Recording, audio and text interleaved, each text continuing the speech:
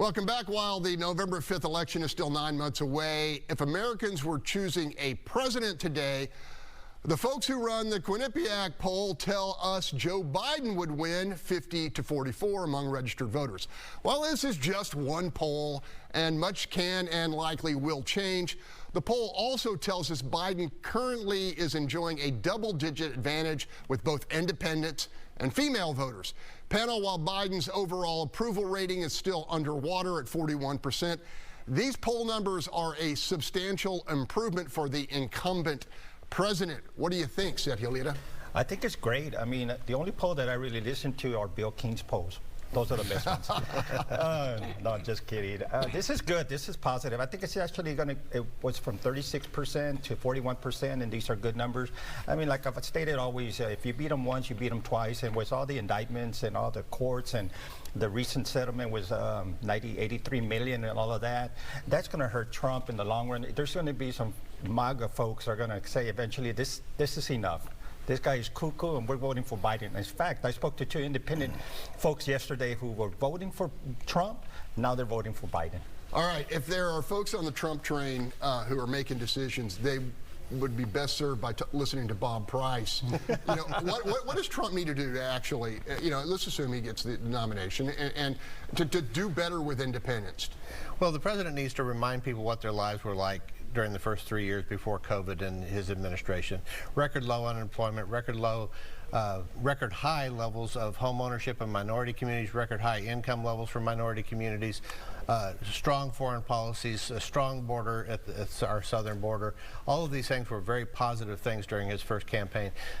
This poll in particular that you showed shows one thing, but last week there was a poll out on the battleground states, and the president was losing in every single battleground. He's in trouble in Michigan with his support for Israel. He's in trouble with young people because they're upset about the economy and they're upset about Israel.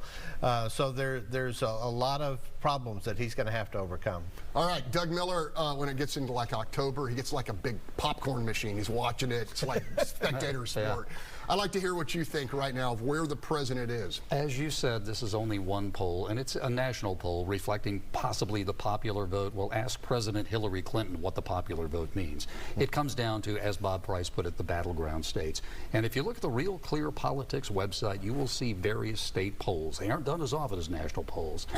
And the last state polls, as Bob was saying, it's kind of a toss-up, actually. I mean, he's leading, Trump is leading in some states, Biden's doing better. It's all going to come down to those states, really, and those are the ones we have to watch. I think, just my thoughts on this, worth about a cup of coffee, but I would think that whichever candidate succeeds in turning this into a referendum on the other candidate will win. All right, Marcus Davis, I was talking to Bob before the show, and in terms of those battleground states, we look at places like Michigan, where there's a huge Muslim population that could turn the tide. What's your take right now? Independents and women, not with the former president, and do you think those numbers grow? Well, look, you asked the question of whether or not it's an improvement for the incumbent. The real question is whether or not it's an improvement for American citizens. That's the question. And in this race, it's not an improvement because we have two candidates that are unfit for the office of the President of the United States. We have Joe Biden, who's incompetent on issues like the border. We have Donald Trump, who's just incompetent flat out. And America is stuck with these two choices. And this is where we are in our nation, where we're having to make the decision of the lesser of two evils and the lesser of two incompetents. Final word to Holly. Well, I think Marcus is right. People are concerned about different policies, right? And they can look to the Biden administration and see some very dramatic policy changes from the Trump administration.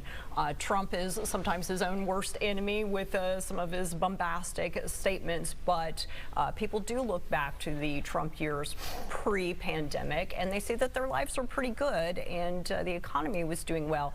The _1 issue repeatedly chosen in polls is the border problem, and that doesn't bide well for Biden. All right, we're going to leave it there.